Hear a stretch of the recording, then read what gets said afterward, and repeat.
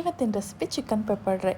ತುಂಬ ಈಸಿಯಾಗಿ ಕ್ವಿಕ್ಕಾಗಿ ಹೇಗೆ ಮಾಡೋದು ಅಂತ ನೋಡ್ಕೊಂಡು ಬರೋಣ ಬನ್ನಿ.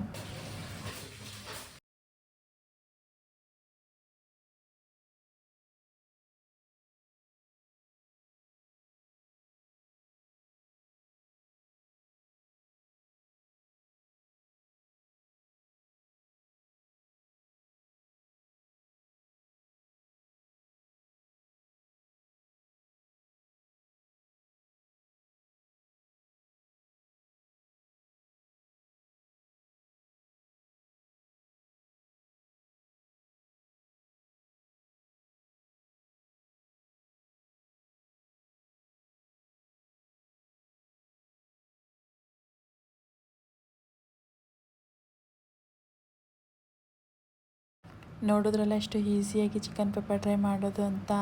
ನೀವು ಕೂಡ ಒಂದ್ಸಲಿ ಮನೇಲಿ ಟ್ರೈ ಮಾಡಿ, ತುಂಬ ಚೆನ್ನಾಗಿ ಬರುತ್ತೆ.